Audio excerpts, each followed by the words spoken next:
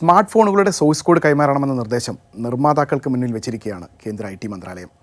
ഫോണുകളുടെ പ്രവർത്തനം നിയന്ത്രിക്കുന്ന കോഡ് വേണമെന്ന അസാധാരണമായ ആവശ്യമാണ് സർക്കാർ മുന്നോട്ട് വച്ചിരിക്കുന്നത്. സൈബർ സുരക്ഷ ഉറപ്പാക്കാൻ ലക്ഷ്യമിട്ടെന്നാണ് വിശദീകരണം.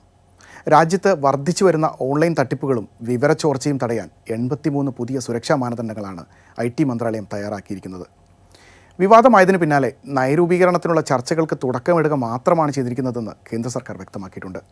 അന്തിമമായി ഒരു നിർദ്ദേശവും മുന്നോട്ട് വെച്ചിട്ടില്ലെന്നും സർക്കാർ വ്യക്തമാക്കുന്നു. എന്നാൽ ഇത് സംബന്ധിച്ച് കഴിഞ്ഞ ദിവസം പുറത്തുവന്ന വിവരങ്ങളെയും രേഖകളെയും സംബന്ധിച്ച് കൂടുതൽ പ്രതികരണങ്ങളൊന്നും സർക്കാരിൻ്റെ ഭാഗത്തുനിന്ന് ഉണ്ടാകുന്നില്ല. വാർത്ത തെറ്റുന്ന ഒറ്റ വാക്കിൽ വിവാദം അവസാനിപ്പിക്കാനാണ് ശ്രമം. സോഴ്സ് കോഡ് അടക്കം സുപ്രധാന സാങ്കേതിക വിവരങ്ങൾ പങ്കുവയ്ക്കണമെന്ന സർക്കാർ നിർദ്ദേശം അപ്രായോഗികമാണെന്നും ഗുണത്തേക്കാളേറെ ദോഷമുണ്ടാക്കുമെന്നുമാണ് വിമർശനമുയരുന്നത്. ഉപയോക്താക്കളുടെ സ്വകാര്യത തന്നെയാണ് നിർമ്മാതാക്കൾ ചൂണ്ടിക്കാണിക്കുന്ന പ്രധാന വിഷയം.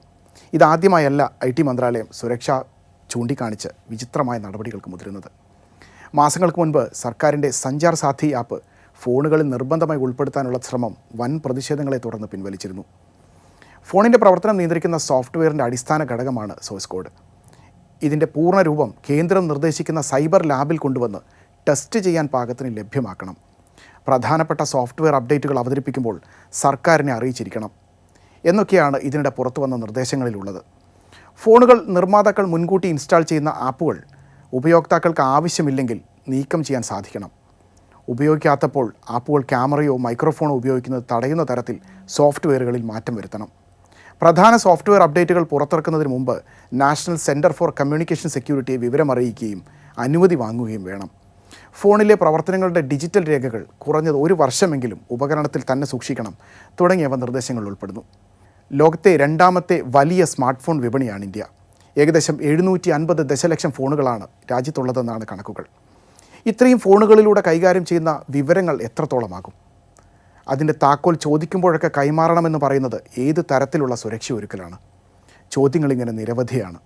എന്നാൽ വ്യവസായ രംഗത്തെ ആശങ്കകൾ തുറന്ന മനസ്സോടെ പരിഹരിക്കുമെന്ന് മാത്രമാണ് ഐ ടി സെക്രട്ടറി എസ് കൃഷ്ണന് മാധ്യമങ്ങളോട് പറയാനുണ്ടായിരുന്നത്. സാധാരണയായി സ്മാർട്ട് ഫോൺ നിർമ്മാതാക്കൾ തങ്ങളുടെ സ്മാർട്ട് ഫോണുകളിലെ സോഴ്സ് കോഡ് സൂക്ഷ്മമായി സംരക്ഷിക്കുകയാണ് ചെയ്യാറ്. 2014-നും 2016-നും ഇടയിൽ സോഴ്സ് കോഡുമായി ബന്ധപ്പെട്ട ചൈനയുടെ ആവശ്യം ആപ്പിൾ നിരസിച്ചിരുന്നു. നേരത്തെ US ഏജൻസികളും സമാനമായ നീക്കം നടത്തിയെങ്കിലും വ്യാപകമായ എതിർപ്പിനെ തുടർന്ന് പരാജയപ്പെട്ടിരുന്നു. ഇത്തരത്തിലുള്ള നിയന്ത്രണങ്ങൾ അടിച്ചേൽപ്പിക്കുന്നത് കേട്ടുകേഴ്വിയില്ലാത്തതാണെന്നാണ് സ്മാർട്ട് ഫോൺ നിർമ്മാതാക്കളുടെ സംഘടനയായ മെയ്റ്റിൻ്റെ പ്രതികരണം. നിർദ്ദേശങ്ങൾ സുരക്ഷയ്ക്കും സ്വകാര്യതയ്ക്കുമെതിരാണ്. ഇതുമാത്രമല്ല, സോഴ്സ് കോഡ് എന്ന് പറയുന്നത് ഒരു വ്യാപാര രഹസ്യമാണ്. ആഗോളതലത്തിൽ ഒരു രാജ്യവും ഇത്തരം സുരക്ഷാ മാനദണ്ഡങ്ങൾ നിർബന്ധമാക്കിയിട്ടില്ലെന്നും നിർമ്മാതാക്കൾ ചൂണ്ടിക്കാണിക്കുന്നു. സ്മാർട്ട് ഫോൺ സുരക്ഷാ മാനദണ്ഡങ്ങളിൽ വലിയ അഴിച്ചുപണിക്കാണ് കേന്ദ്ര സർക്കാർ തയ്യാറെടുക്കുന്നത്.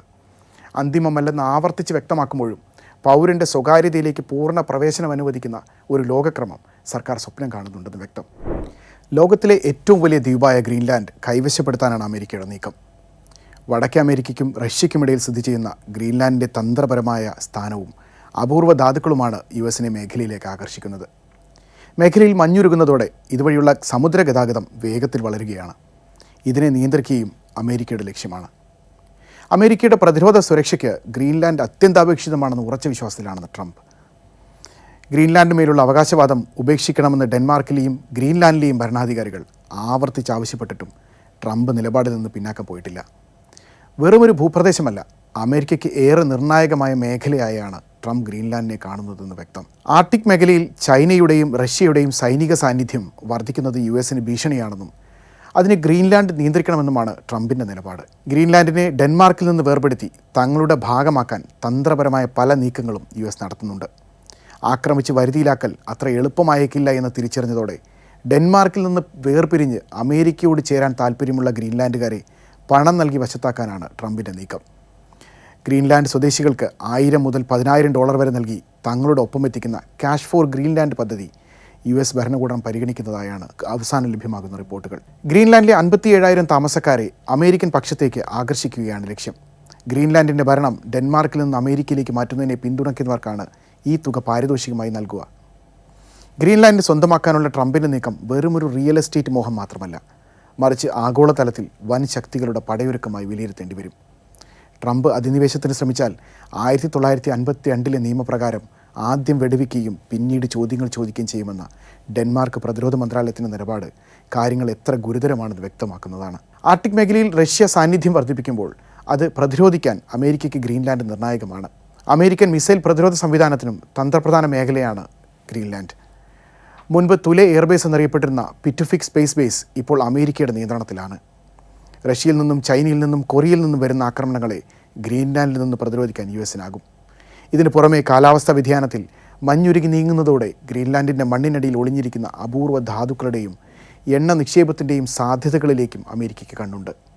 ഗ്രീൻലാൻഡിലെ അപൂർവ ധാതുക്കൾ കൊണ്ട് ചൈനയുടെ മേഖലയിലെ കുത്തക തകർക്കാനാകുമെന്ന് ട്രംപ് കരുതുന്നു. ട്രംപ് അധിനിവേശത്തിന് ശ്രമിച്ചാൽ 1952 നിയമപ്രകാരം മറ്റനുമതികൾക്ക് കാത്തു നിൽക്കാതെ ഉടനടി നടപടിയെടുക്കാൻ ഡാനിഷ് സൈന്യത്തിന് ഇതിനകം നിർദ്ദേശമുണ്ട്. 1940 ഡെൻമാർക്കിനുണ്ടായ കൈപ്പേറിയ അനുഭവമാണ് ഇത്തരമൊരു നിയമത്തിന് പിന്നിൽ. അന്ന് അപ്രതീക്ഷിതമായ ആക്രമണത്തിൽ ഡെൻമാർക്കിൻ്റെ തലസ്ഥാനമായ കോപ്പൻഹേഗൻ അടക്കമുള്ള സ്ഥലങ്ങൾ ജർമ്മൻ സൈന്യം പിടിച്ചെടുത്തു. ജർമ്മനിയുടെ ചടുല നീക്കങ്ങളെ പ്രതിരോധിക്കാൻ ഡാനിഷ് സൈന്യത്തിനായില്ല. കൃത്യമായ ഉത്തരവുകളുടെ അഭാവവും തീരുമാനങ്ങളിലെ കാലതാമസവുമാണ് അന്ന് കീഴടങ്ങലിലേക്ക് നയിച്ചത്.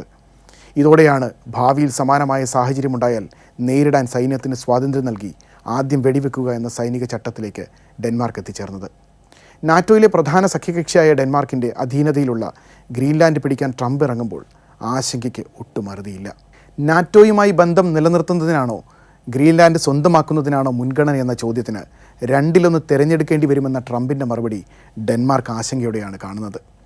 ഫ്രാൻസ്, ബ്രിട്ടൻ, ജർമ്മനി, ഇറ്റലി എന്നിവരടക്കം 7 യൂറോപ്യൻ രാജ്യങ്ങൾ ഗ്രീൻലാൻഡിലെ ഡെൻമാർക്കിൻ്റെ പരമാധികാരം അംഗീകരിച്ച് കഴിഞ്ഞ ദിവസം കത്തിൽ ഒപ്പുവെച്ചിരുന്നു. ആർട്ടിക് മേഖലയിൽ സുരക്ഷയാണ് ട്രംപിനെ ആശങ്കപ്പെടുത്തുന്നതെങ്കിൽ അത് നാറ്റോയ്ക്കൊപ്പം ഒരുമിച്ച് നിന്ന് പരിഹരിക്കണമെന്നും പരസ്പരം പോരാടുകയല്ല വേണ്ടതെന്നും ജർമ്മനി കഴിഞ്ഞ ദിവസം വ്യക്തമാക്കിയിട്ടുണ്ട്. വെനിസ്വേലയിൽ മഡൂറോയെ പിടികൂടിയതിന് സമാനമായി അമേരിക്ക ഗ്രീൻലാൻഡിൽ നടപടിക്ക് മുതിർന്നാൽ അത് നാറ്റോ സഖ്യത്തിൽ വലിയ വിള്ളലുകൾ ഉണ്ടാക്കും. അത് വലിയ യുദ്ധങ്ങളിലേക്ക് വഴിതെളിക്കും.